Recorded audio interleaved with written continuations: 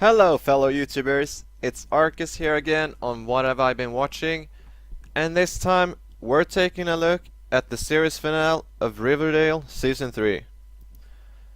So, before I start this, these are gonna be spoilers for the finale of Season 3 of Riverdale, so if you have not seen it yet, turn away now. Alright, let's get on with it.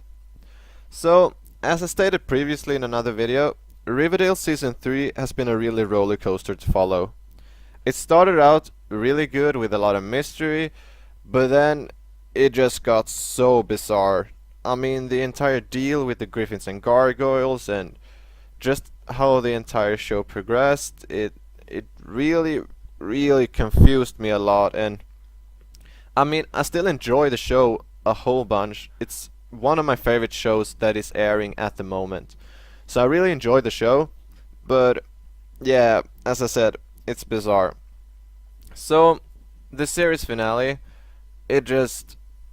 yeah, we finally got to see who the Gargoyle King was, which turned out to be Chick, which I thought he was dead, for sure, but apparently he wasn't, because if you don't remember, he was lying about being Betty's brother, you know, so therefore he was living in their home earlier on in, I believe it was this season, or if it was season 2, but yeah, some season ago. Either way, he turned out to be the Gargoyle King, and then as well, Hal Cooper, he escapes prison, and he's the Black Hood since stated in season 2, and he escapes, and they're all joined together with, with Cheryl's mom, because apparently she's the big villain behind it all, the mastermind, if you would call it.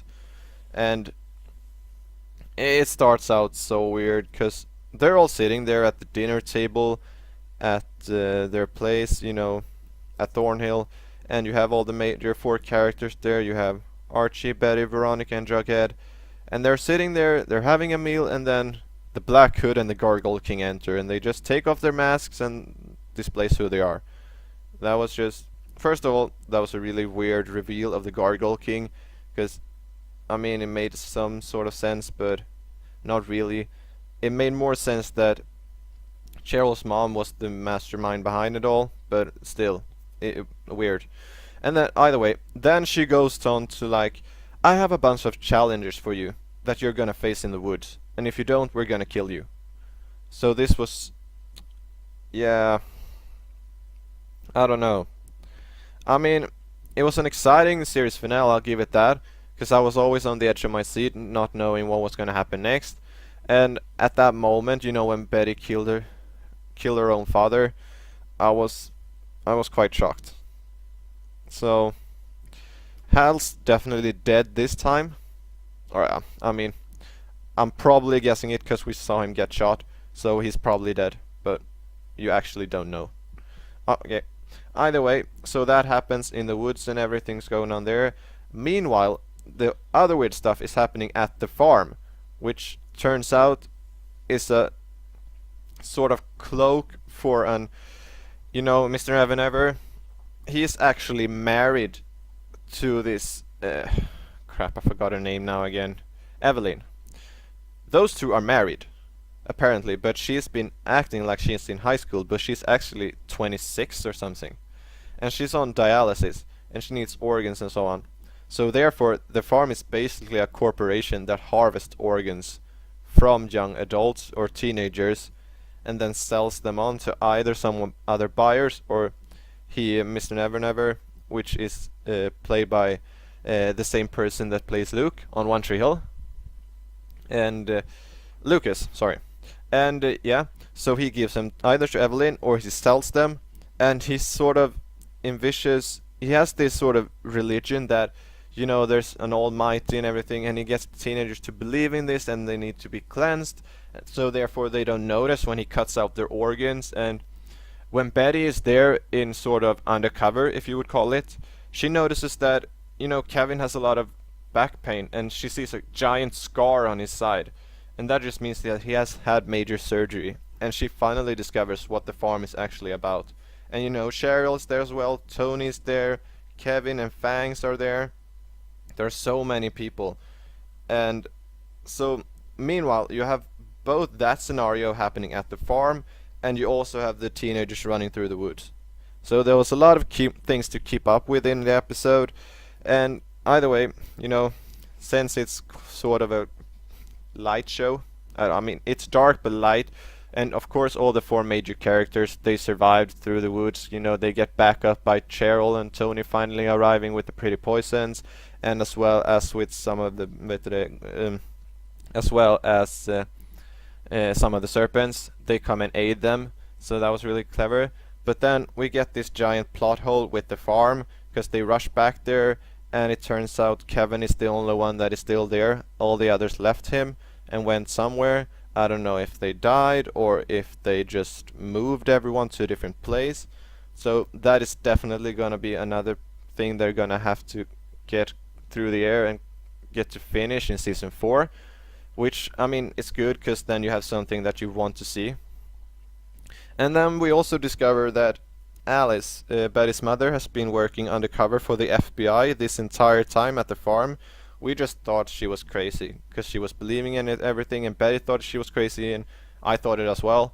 But then it turns out she was actually working undercover at the FBI, which turns out that the guy working at the FBI is actually Betty's real brother. You know, Alice's other son. That chick was trying to.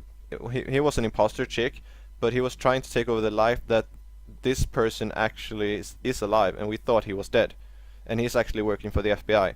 So this is going to be exciting moving forward, and see how this changes things in the whole dynamic between Betty's relationship with her mother and everything. So they're probably going to go on a quest. You know, I keep calling them quests because that's what they call them as well, to find Betty's mother, and they're going to try to locate the farm and see who's alive and who's not, because they had a bunch of the teenagers from school that was a part of the farm now. So this is going to be exciting moving forward. And then one of the last scenes we get when they're sitting at Pops, they keep talking about, you know, the future, and then we get a flash forward to senior year, and all of a sudden we have Betty, Archie, and Veronica standing in front of a bonfire with almost no clothes, and they're burning everything, and Jughead is not a part of them. And he says, we have to burn Jughead's beanie as well. So they toss the beanie into the fire. And then we get a flashback again to them sitting at Pops and just discussing all four of them.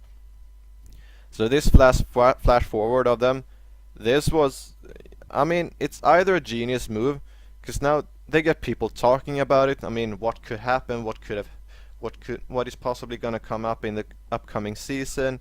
So it's a really clever move, but at the same time I'm like, crap, why did you do this to me? Now I have so much time to think about this, and I really want to know the answer right now. So this was, I mean, it was a good way to end a season that has been really bizarre, and they tied up all the knots. I thought they did at least most of them, because we finally discovered the farm's true origin, and we got a solution with the Gargoyle King finally. So that's probably not gonna recur in season 4. I'm hoping for something new and fresh, which is likely gonna be the way they build it up. It feels like the farm is gonna be the main focus now in season 4, because Hiram has been sent away to jail, but he has also some vicious plans, so you can never count him out, because he's sitting in his own jail. So you never know, he might pull some strings, and yeah, something might come back again. So he's never really out of the picture, but I feel like the farm is going to be more of the major point moving forward in season 4. And the way they displayed the farm throughout the season, they never displayed Mr. Evanever as the evil guy or the bad guy. He always tried to take sympathy and get, you know, people to trust him, and he's really friendly. But that's just all a face that is not actually true. He's not showing who he really is behind all that. So it's an interesting character, I will say that, because it had a lot of depths with it, because he actually has reasons for doing what he's doing, but what he's doing is really wrong. So I'm actually really excited to see where they take this character moving forward.